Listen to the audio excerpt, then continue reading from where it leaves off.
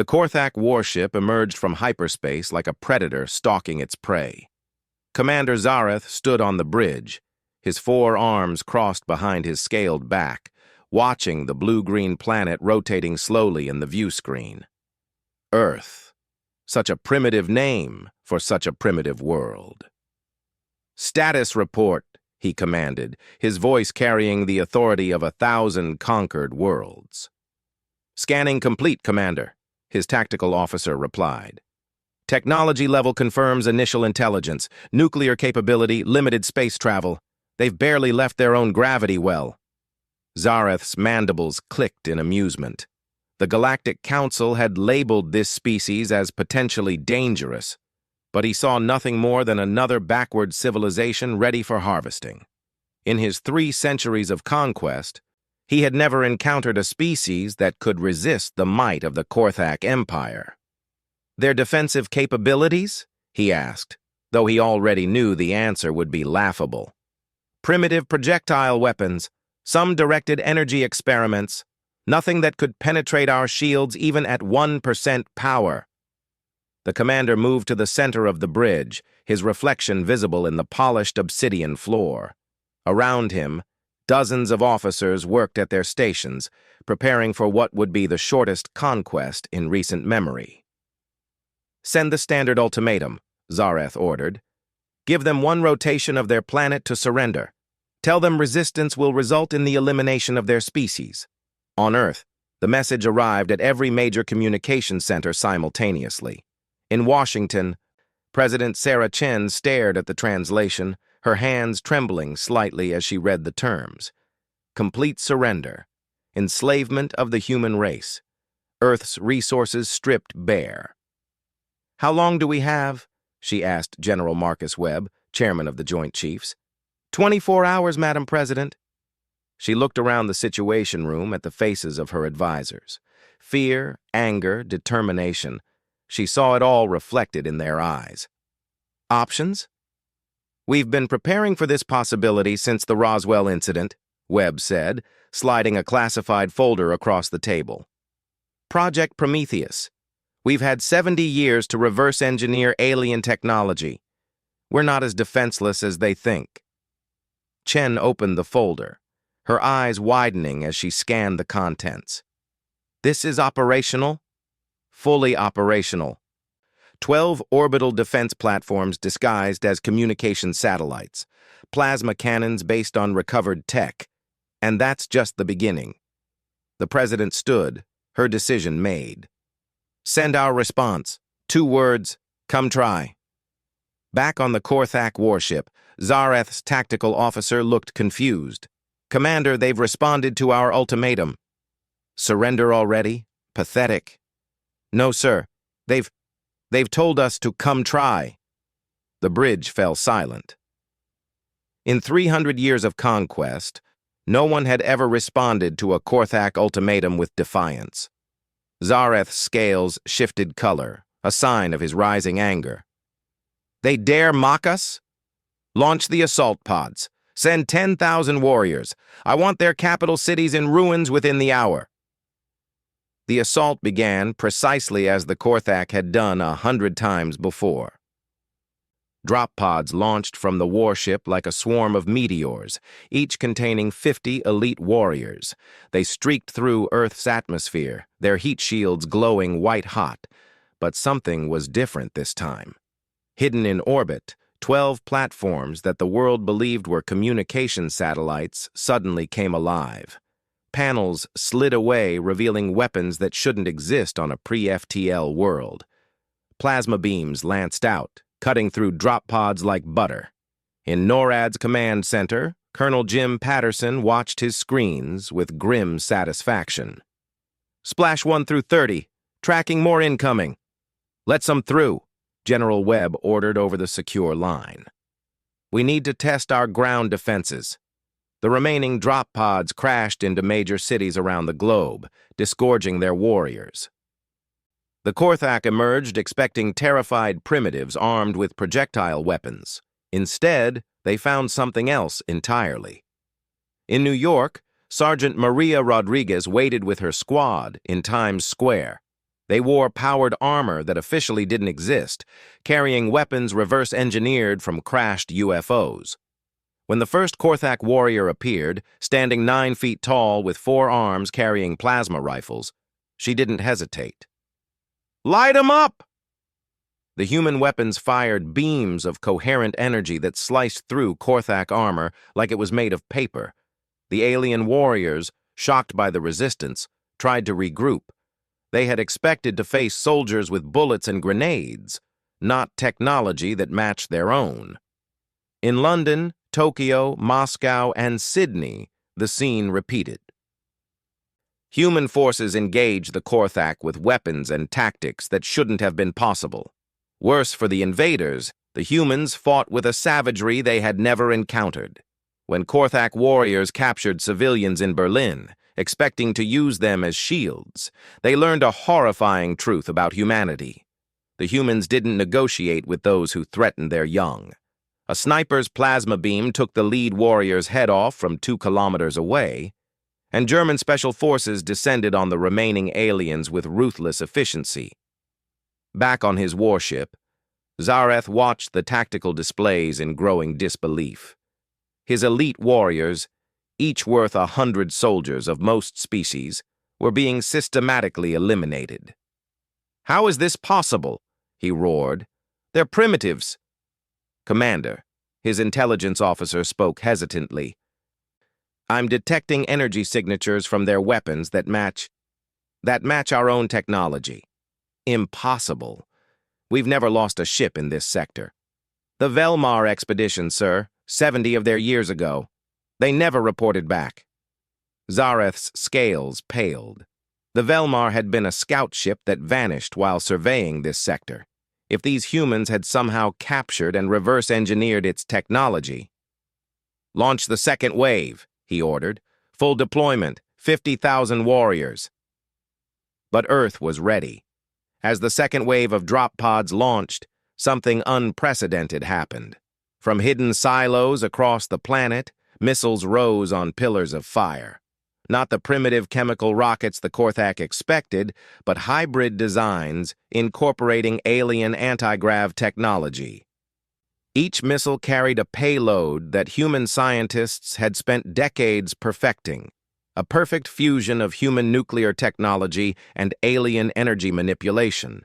They detonated among the drop pod swarm in blinding flashes that lit up the sky. On the International Space Station, astronaut David Park watched the light show through the cupola window. He wasn't really an astronaut. None of them were anymore.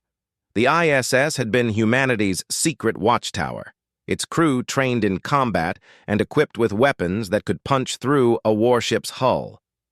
"Phoenix Base, this is Watchtower," Park reported. "Enemy second wave eliminated. 90% casualties before atmospheric entry." The remaining drop pods that made it through faced an Earth that had transformed into a fortress. Hidden bases revealed themselves, launching fighters that shouldn't exist. The aircraft moved with impossible agility, anti-grav drives allowing them to ignore the laws of physics that had bound human aviation for so long. Captain Lisa Thompson pushed her fighter through a 20G turn that would have killed her in a conventional aircraft. Her targeting system locked onto a Korthak assault shuttle trying to land reinforcements in Chicago. "Fox 3, she called, launching a missile that tracked its target with relentless precision. The shuttle exploded in a ball of plasma, raining debris over Lake Michigan. In the aftermath of the failed second wave, Earth's true nature revealed itself. Humanity hadn't just reverse-engineered alien technology, they had improved it. Human creativity, combined with decades of secret preparation, had created weapons the Korthak had never imagined. The aliens had expected to find a species like all the others, one that had developed along predictable lines with predictable weaknesses. Instead, they found a race that had spent its entire history perfecting the art of war against itself, now united against a common enemy. General Webb stood in the command center, watching as the last Korthak ground forces were mopped up. Casualty reports were coming in. Humanity had lost thousands. but the enemy had lost more, much more. "Phase 1 complete," he announced. "All enemy ground forces neutralized." President Chen appeared on the main screen from her secure bunker. "Well done, General. Now for Phase 2.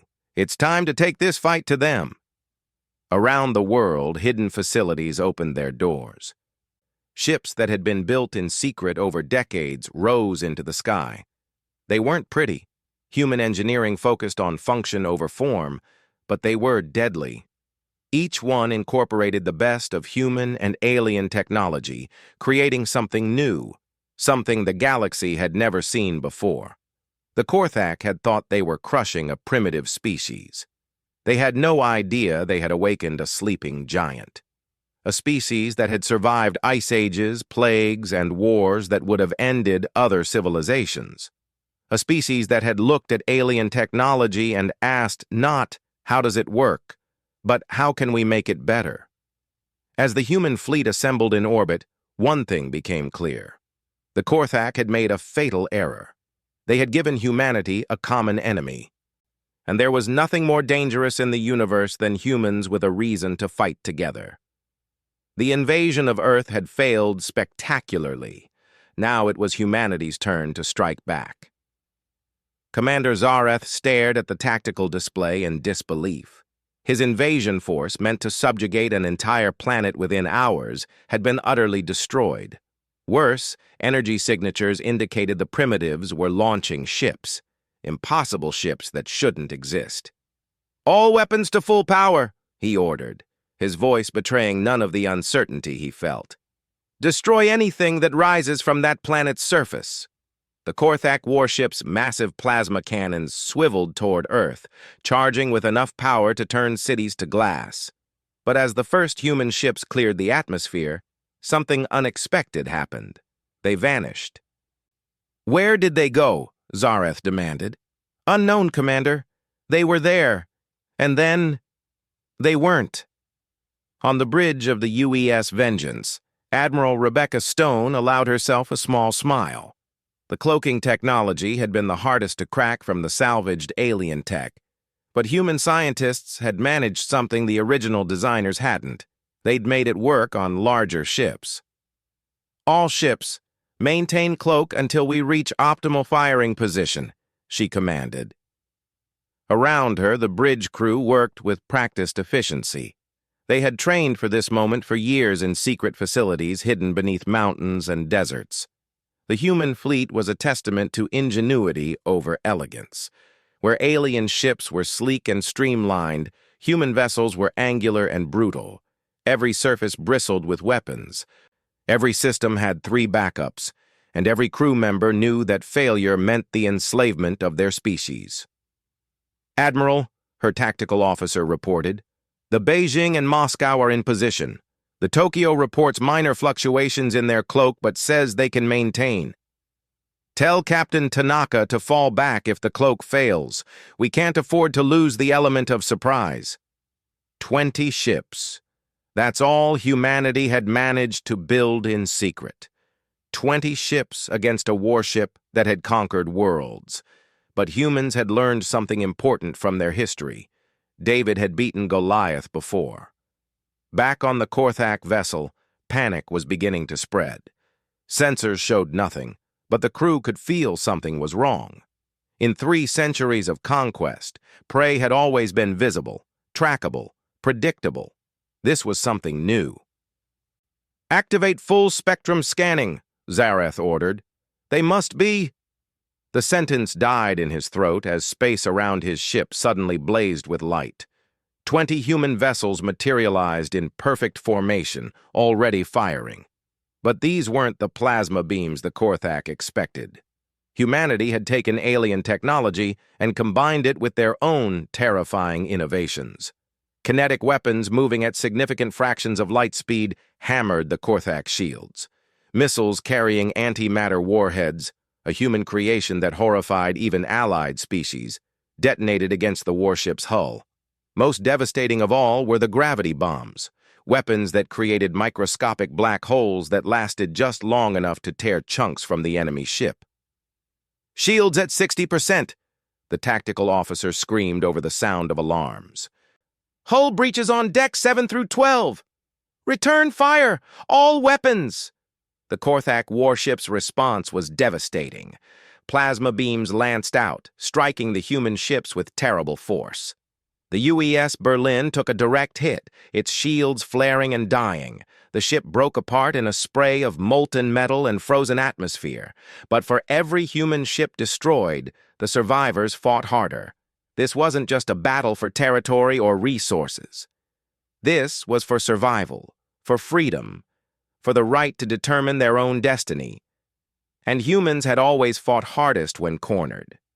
Captain James Mitchell of the UES Phoenix watched the Berlin die and felt rage build in his chest.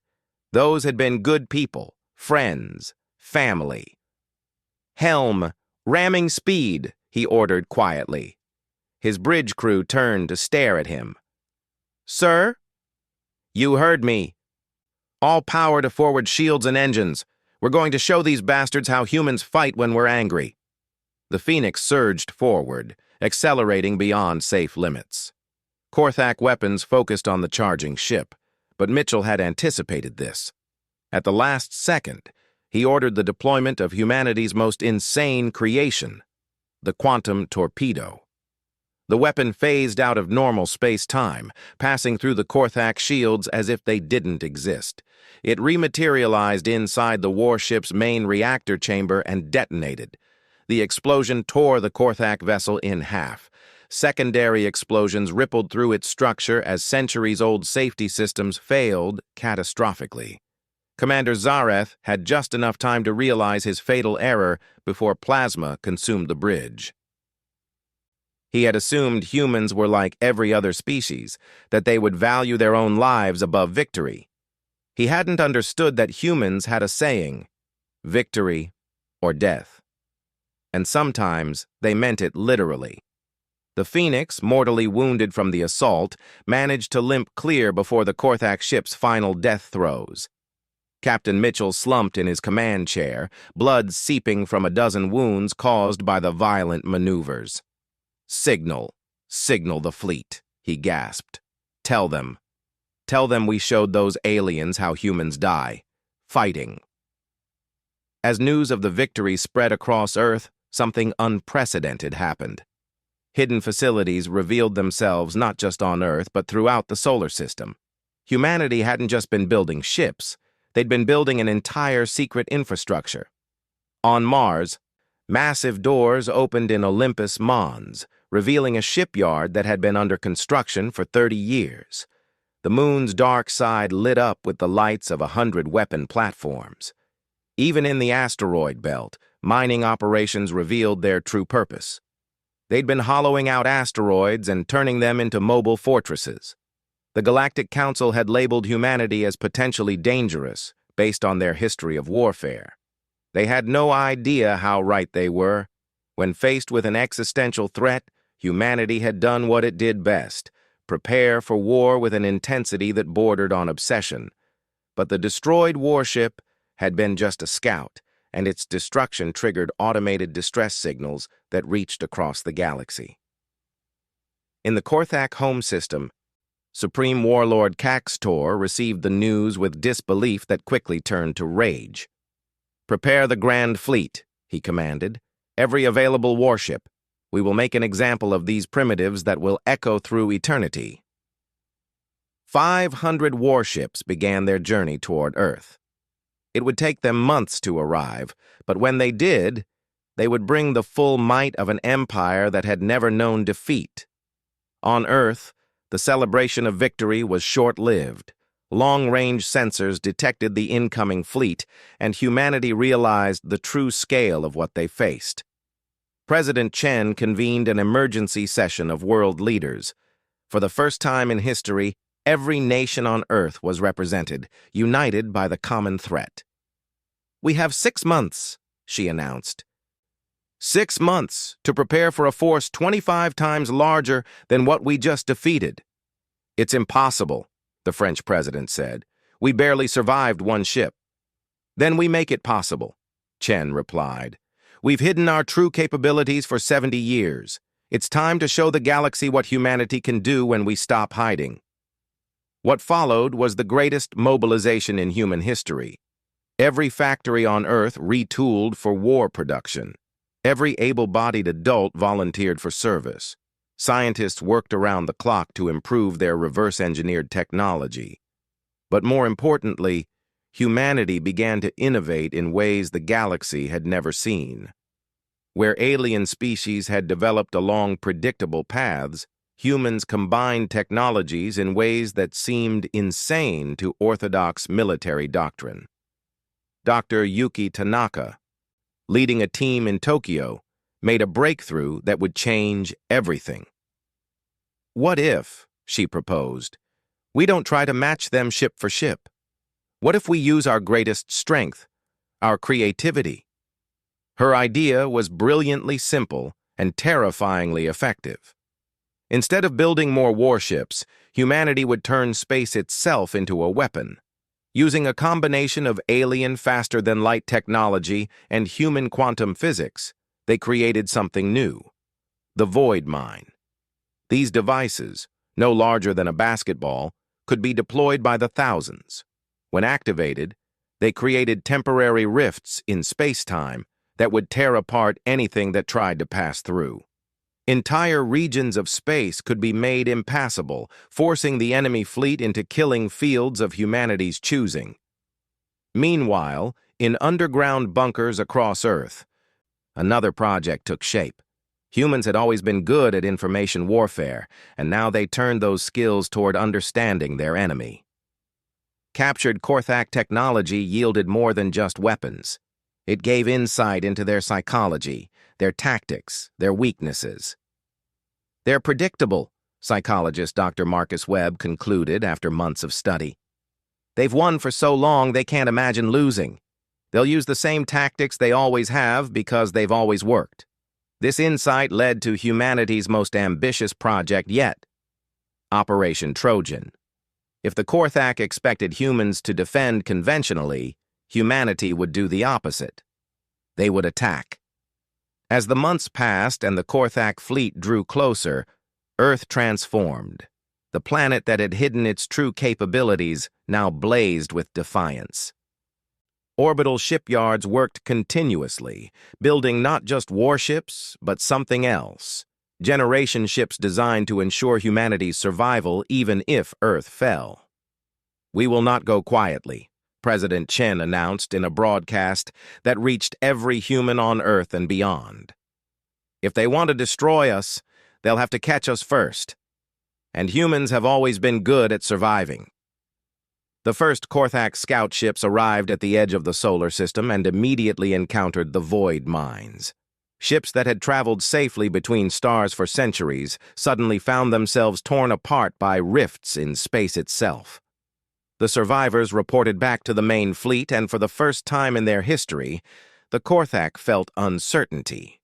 Supreme Warlord Caxtor studied the reports with growing unease. These humans had taken standard technology and twisted it into something unrecognizable. Worse, long-range scans showed energy signatures throughout the system that made no sense. It was as if the humans had weaponized chaos itself.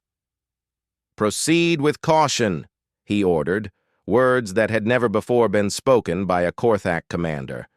"These primitives are unusual." As the Grand Fleet entered the outer system, humanity's distributed defense network activated. Pluto, long considered just a dwarf planet, revealed its secret. The entire world had been converted into a massive weapon platform. Railguns that could accelerate projectiles to 90% of light speed opened fire, sending streams of death across the void. The Korthak fleet's shields held, but the psychological impact was profound. No species had ever turned an entire planet into a weapon before. What kind of beings would think of such a thing? They were about to find out that this was just the beginning. Humanity hadn't just prepared defenses. They had prepared to take the fight to anyone who threatened their home. And the galaxy would learn why humans had survived every challenge their own planet had thrown at them. The war for Earth's survival had truly begun.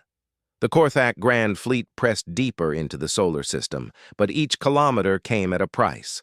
What should have been a simple extermination had become a nightmare of unprecedented proportions.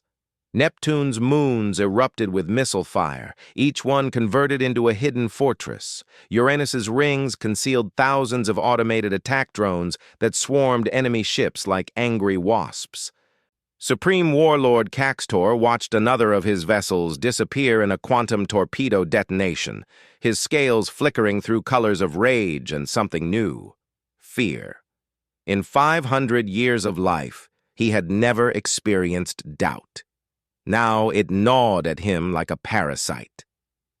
"Warlord," his strategic advisor approached cautiously, "we've lost 80 ships and haven't even reached their inner system. Perhaps we should consider—" "Consider what?" Caxtor's voice was dangerously quiet. "Retreat! The Korthak do not retreat from primitives." But these weren't primitives, and everyone on the bridge knew it. Primitives didn't turn gas giants into weapon platforms. They didn't hide antimatter mines in asteroid fields. They certainly didn't broadcast messages on all frequencies taunting their enemies to come closer. That's what disturbed Caxtor most. The humans weren't just fighting, they were enjoying it. Every destroyed Korthak ship was met with broadcasts of human music, something they called rock and roll, that grated on alien ears. The message was clear. Humanity was done hiding. On Earth, Admiral Stone coordinated the defense from her command bunker 2 kilometers beneath Cheyenne Mountain. The main display showed the Korthak fleet's approach in real time, red dots crawling through a sea of human traps and ambushes. "Phase 3 initiated," she announced. "All ships prepare for Operation Haymaker." This was humanity's most audacious plan yet. Rather than wait for the enemy to reach Earth, they would strike first using a tactic no sane species would consider. They would use Jupiter. Dr. Elena Vasquez had proposed the idea months ago. Jupiter's massive gravity well was a navigation hazard that spacefaring species avoided, but humans had asked a different question. What if we could weaponize gravity itself? Using a network of gravity manipulators placed in Jupiter's moons, humanity had turned the gas giant into the universe's largest trebuchet. As the Korthak fleet maneuvered to avoid the planet, humanity sprang their trap. "Initiating gravity pulse. Now!" Jupiter's gravity field suddenly spiked, reaching out like an invisible hand. Korthak ships found themselves dragged off course, pulled into decaying orbits. Panic spread through the fleet as navigation systems failed and engines strained against forces they were never designed to resist. But humanity wasn't done. As the enemy ships fought to escape Jupiter's grasp, something rose from the planet's eternal storms. Ships, hundreds of them. Humanity hadn't just been building in Earth's shipyards. They'd been using Jupiter's atmospheric pressure to forge vessels in conditions no other species would dare attempt. Captain Chen Wei commanded the lead ship, UES Retribution. His crew was entirely volunteers who had lost family in the initial attack. They had one mission: make the Korthak pay. "All ships, execute attack pattern Omega. Show them what happens when you threaten our children." The human fleet erupted from Jupiter's atmosphere like demons from hell. These ships were different from Earth's defenders, built for pure aggression. No defensive systems, no escape pods, just weapons and engines. Flying coffins crewed by humans who had already accepted their death. The psychological impact on the Korthak was devastating. Every species they had conquered had fought to survive. Humans fought to kill, even at the cost of their own lives. Especially at the cost of their own lives. Warlord Caxtor watched in horror as human ships rammed his vessels when their weapons were exhausted. Pilots broadcast messages to their families before turning their ships into guided missiles. One human captain, his ship crippled and burning, used his final moments to hack into Korthak communication systems and broadcast images of Earth's children playing in parks. "This is what you tried to take from us. the captain said calmly, as his ship accelerated toward a Korthak dreadnought. "This is why we'll never stop fighting." The explosion took out 3 enemy ships, but the true horror for the Korthak was yet to come. As their battered fleet finally approached Earth, expecting to find a desperate last stand, they discovered something that shattered their understanding of warfare. Earth was gone, not destroyed, moved. Using a combination of stolen FTL technology and human ingenuity, humanity had developed something thought impossible: a planetary phase shift device. Earth existed, but slightly out of phase with normal space-time. Weapons couldn't touch it. The Korthak fleet had traveled months to attack a target they couldn't even reach. "Impossible," Caxtor breathed, his mind struggling to process what he was seeing. "They moved an entire planet?" "Not moved," his science officer corrected, voice trembling. "Phased. They're still there, just sideways from reality. Warlord, the power requirements alone." "I know what it means," Caxtor snapped. It meant humanity had achieved something the Korthak, with all their centuries of advancement, couldn't replicate. It meant these primitives were anything but primitive. Then the real attack began. From the phased Earth, weapons emerged into normal space, fired, and vanished again. The Korthak couldn't return fire. Their targets existed for microseconds before disappearing. It was like fighting ghosts with godlike powers. Admiral Stone watched the enemy fleet founder with grim satisfaction. "Begin Phase 4. Deploy the Harvest." The Harvest was humanity's final solution. If the galaxy wanted to treat humans as prey, humans would show them what apex predators looked like. Thousands of small pods launched from the phased Earth, each one carrying a payload that would horrify civilized species.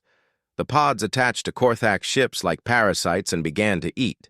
Nanobots, guided by artificial intelligences trained on human horror movies, consumed hull metal and converted it into more nanobots. The gray goo spread across ships like a disease, devouring everything in its path. "Get them off! Get them off!" Korthak commanders screamed as their ships were eaten alive.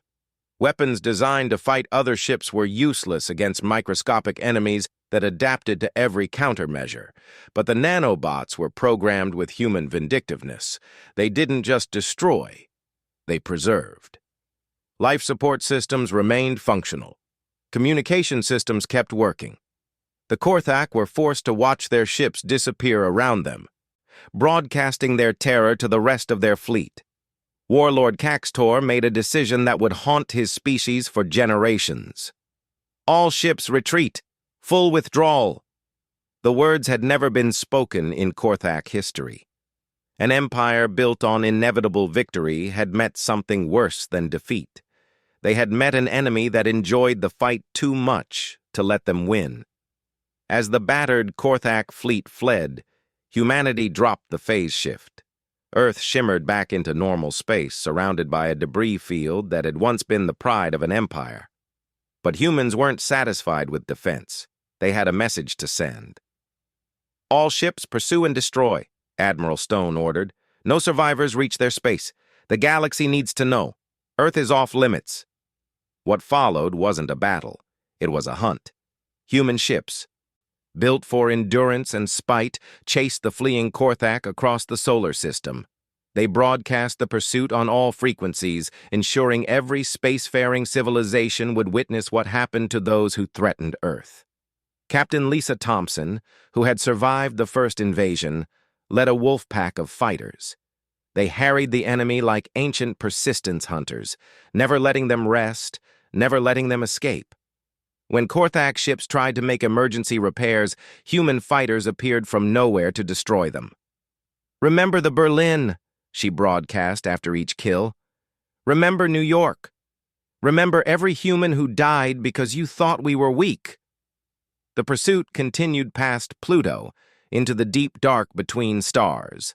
Of 500 warships that had entered the solar system, less than 50 limped toward home. And following them, relentless as death itself, came humanity's message to the galaxy.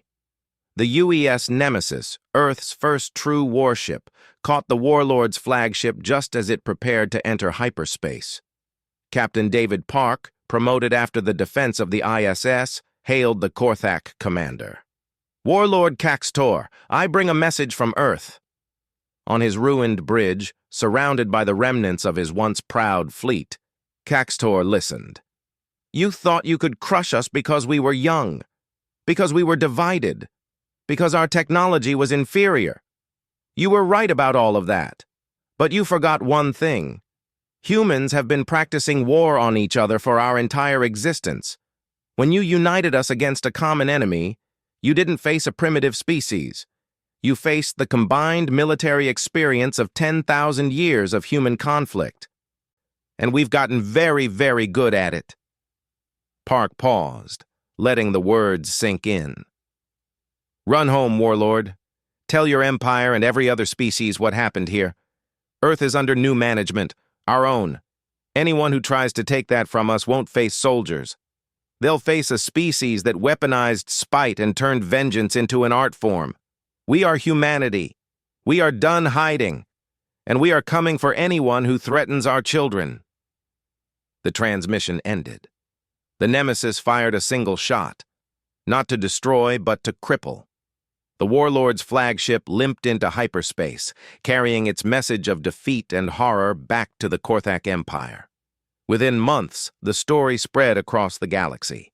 The species that had barely achieved spaceflight had defeated one of the oldest empires in known space. They had turned planets into weapons, phased their world out of reality, and created horrors that violated every civilized convention of warfare. The Galactic Council met in emergency session. The question before them was simple: what to do about humanity? "They're insane," the Altarian ambassador stated. "They turned their own gas giant into a weapon. Who does that?" "They're dangerous," the Nexari representative added. "The nanobots alone violate 17 treaties." "They're magnificent," rumbled the Thoranian delegate, a member of a warrior species that respected strength. "They faced impossible odds and won through sheer determination and creativity." The debate raged for days before the council reached a decision. A new classification was created specifically for humanity: Death World Sapients Do Not Provoke. But Earth wasn't waiting for the galaxy's permission to exist. Even as the council debated, human ships appeared at trading posts and space stations. Not warships, merchants. Humanity brought goods, technology, and an offer of friendship to any species that approached them in peace. The message was clear: we can be your greatest ally or your worst nightmare. The choice is yours. Some species, particularly those who had suffered under Korthak rule, welcomed humanity with open arms. They found humans to be generous friends, sharing technology and defending the weak with the same ferocity they had shown defending themselves. Others kept their distance, fearful of the species that had turned warfare into something approaching art. Stories spread of human military advisors who could look at a defensive position and immediately spot 15 ways to destroy it, usually involving tactics no sane being would consider. The Korthak Empire never recovered. The defeat broke something fundamental in their society: the assumption of superiority that had driven their conquests. Within a decade, their empire fragmented as subject species rebelled, many armed with human weapons provided at very reasonable prices. Earth became a paradox in galactic civilization, a species barely out of their home system that everyone treated with the respect usually reserved for ancient powers. Their technology was crude by galactic standards, but their creativity in applying it was terrifying. "Don't make humans angry" became a common saying across the galaxy. It was good advice. On Earth, life returned to something approaching normal. Cities were rebuilt, monuments erected to the fallen, and children played in parks under skies that humanity had proven belonged to them.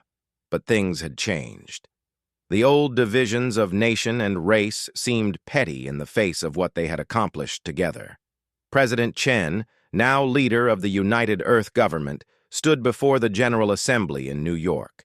Behind her hung pictures of every human who had died in the defense of Earth, hundreds of thousands of faces looking down on the proceedings. "We were tested," she said simply.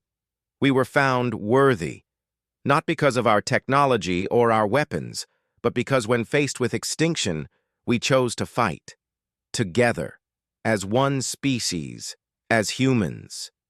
She paused, looking up at the faces of the dead. "They thought they could crush us. They thought we were weak, divided, primitive. They were wrong. We are humanity. We are the children of Earth, and we will never kneel to anyone." The assembly erupted in applause that could be heard across the planet. In space, human ships continued their patrols, not looking for war, but ready for it. Always ready. Because the galaxy had learned an important lesson. Humans were perfectly happy to be peaceful. They would trade, explore, make friends, and share knowledge.